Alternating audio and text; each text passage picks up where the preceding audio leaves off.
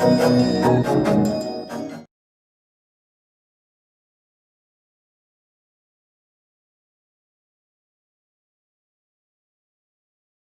everyone, welcome to New Web Coaching Classes for Mathematics. This is your host Jatin.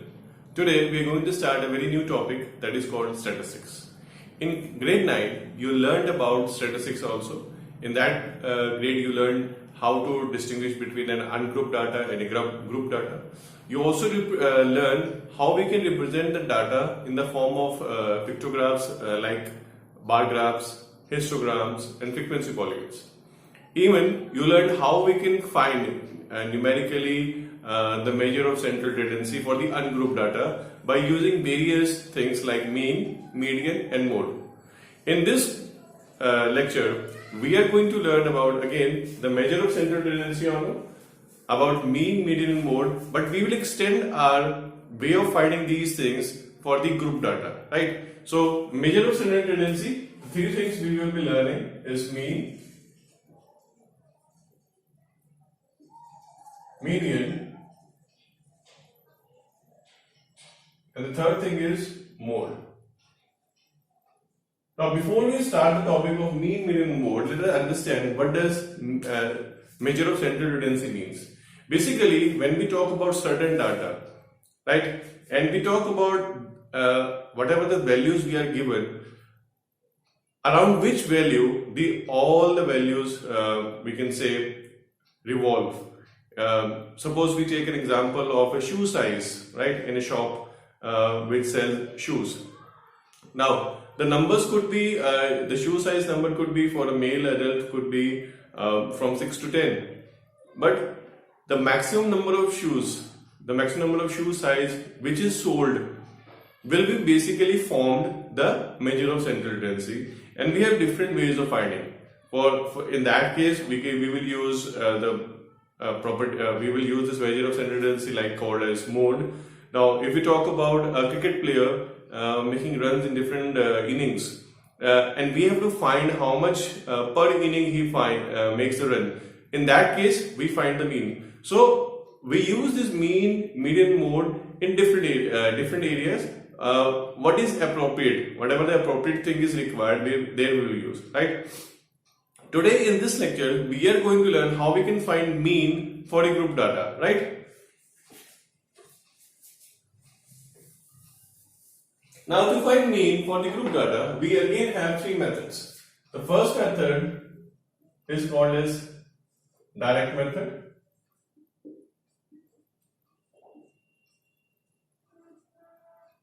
The second one is called as assumed mean method. And the third is called as step deviation.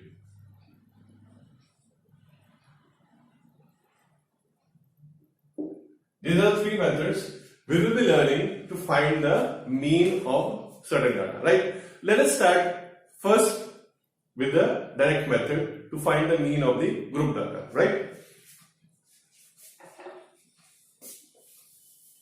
Now I make a table here. Let's take an example.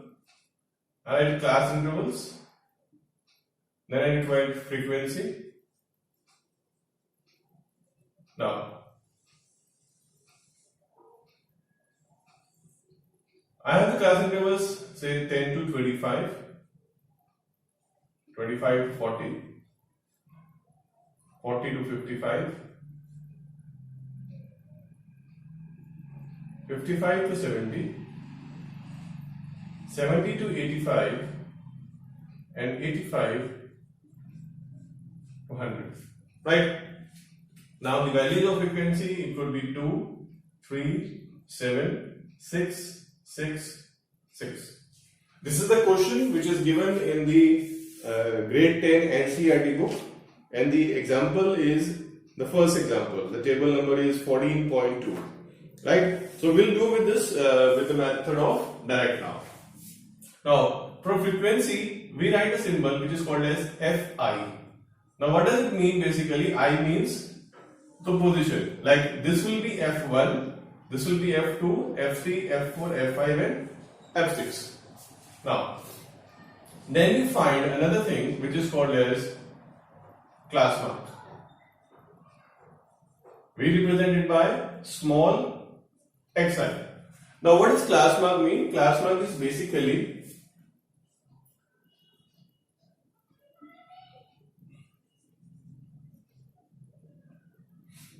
lower limit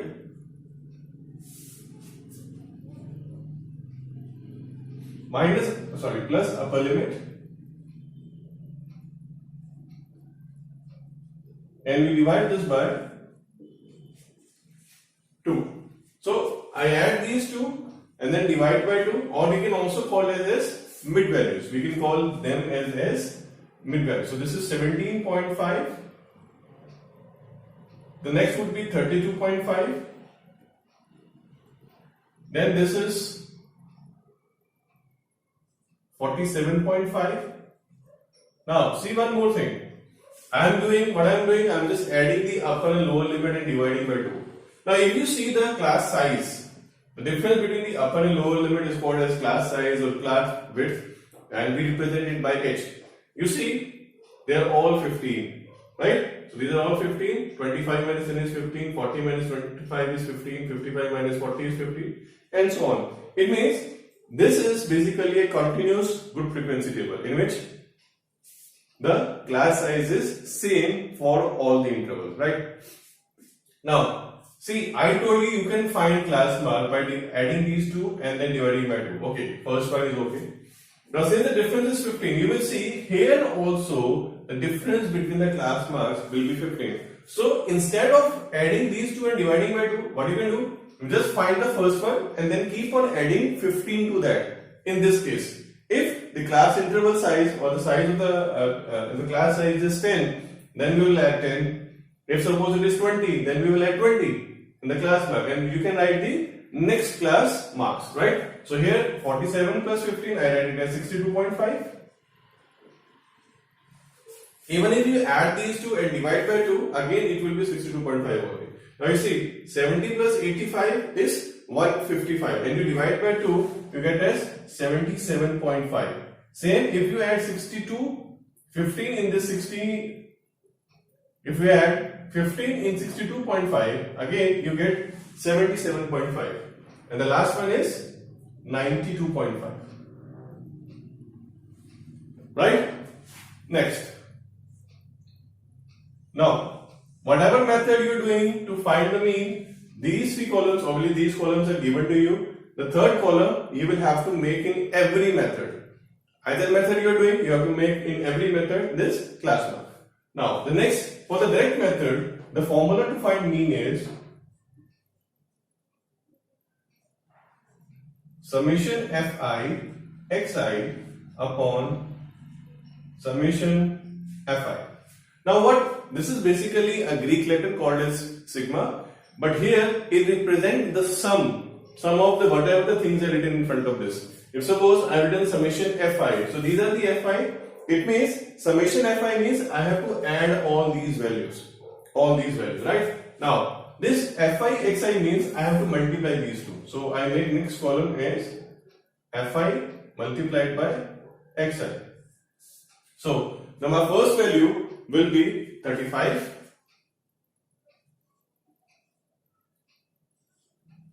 We can write. The next will be 97.5. Right? The next will be 332.5.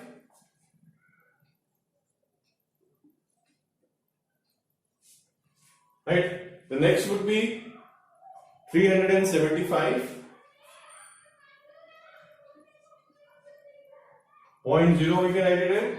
The next value will be 465, and the last value that comes out to be 555.0. Yeah, right? Now what we have to do? We have to add these two columns. This one frequency column, that is summation fi. Here I get it as 30, and then I add here and I get it as equal to 1860. So the formula mean is summation fi xi upon summation fi. So we divide these two, I get it as 1860 upon 30, and the value comes out to be 62. Right? So this is the way we do to find the mean using the direct method. Right? Now let's see the next method, which is called as assumed mean.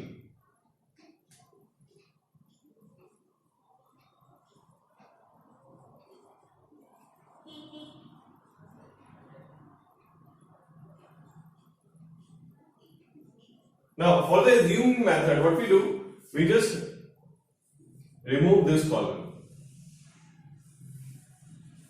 Now if you see in this column, the values were a little bit complicated to multiply and then to add, right?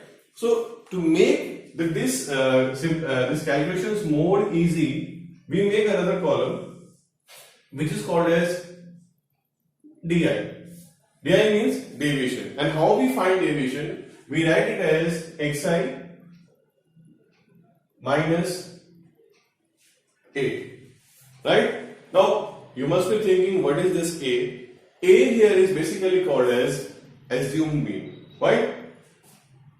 And this, the value of a, we take it from the class maps. Now, although we can take any of the value of this class map, but generally we take the middle value.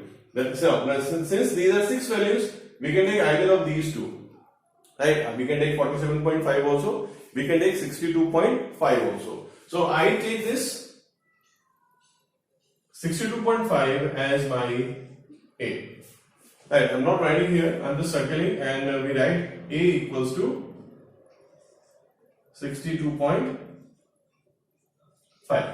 Now here, for the assumed mean, the method to find mean is a plus summation fi di upon summation fi.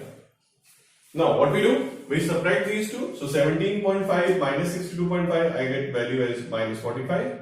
Then I have minus 30, minus 15, 0, 15 and 30. Now you can see in my formula I have summation fi di. So what I will be doing, I make another column which is fi multiplied by di.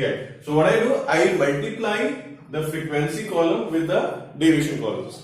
So the first case I get minus 90.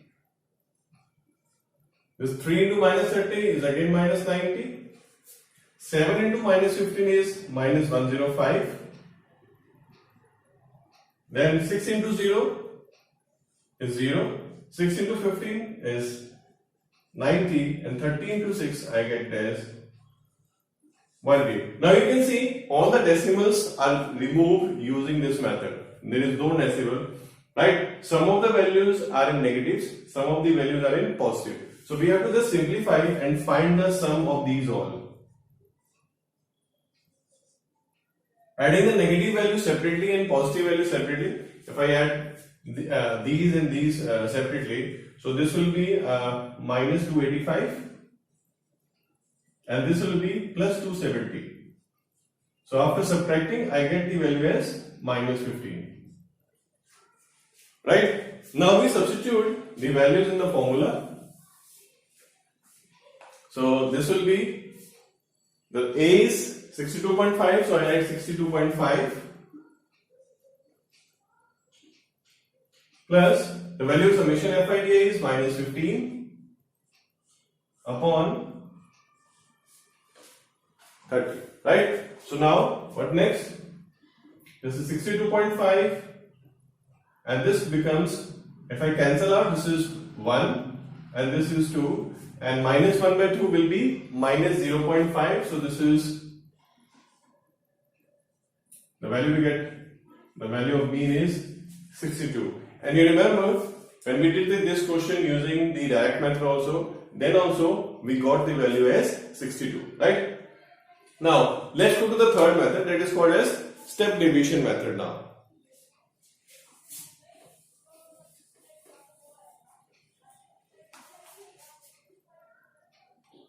Now, in step division method, we use this method when we are finding the value of this bi, these are the values are maybe it could be bigger than this, and when you're multiplying you can see again the value is becoming more big. Again, it could be little bit difficult to simplify. So then to make these calculations more simple, most simple in this case basically about this step division method. Now the formula to find the mean here is basically, I write it here, mean equals to here A plus summation Fi ui upon summation Fi into h. Right? So this is the formula. Now you must be thinking again a new thing is coming, new variable is coming ui, and then you have the h also. H is basically the class size, and the class size is the difference of the upper limit and the lower limit. So the value of h we have here as 15. Now what we do? We find ui now. Now ui is basically nothing, but we divide this division by the class size. So when we divide these all values with the h, what we get here? In the first case it is minus 3, then we have minus 2, minus 1, 0, 1, 2. Now obviously the next column is Fi multiplied by ui. So now we multiply, the first one is minus 6, second is minus 6, third is minus 7, then we have 0, 6, and then we have 12. And when you simplify and find the sum of this column Fi ui, we get Fi ui equals to minus 1. Right, now we substitute the values here. So this is 62.5 equals to, 62.5 plus minus 1 upon 30 into 15. We cancel out. Again, this is minus 1 by 2 and minus 1 by 2 will be equal to minus 0.5. So this will be 62.5 minus 0.5 and we get the value as 62. So whatever the method we apply, the value of mean will be coming same. There will be no change in the value of the mean. Now, if you see the first question of exercise 14.1, that can be done using the direct method, because if you see the values are not very big, and I think you can try this question yourself. And the second question can be done with the assumed mean method, right dear friends? So this was all about the measure central tendency called mean and the various methods to find the mean. In the next lecture, we will be solving some questions from this exercise, that is exercise 14.2. Till then, just keep on watching the video, make sure you like the video and subscribe to my channel. This is your host signing off. Goodbye and take care.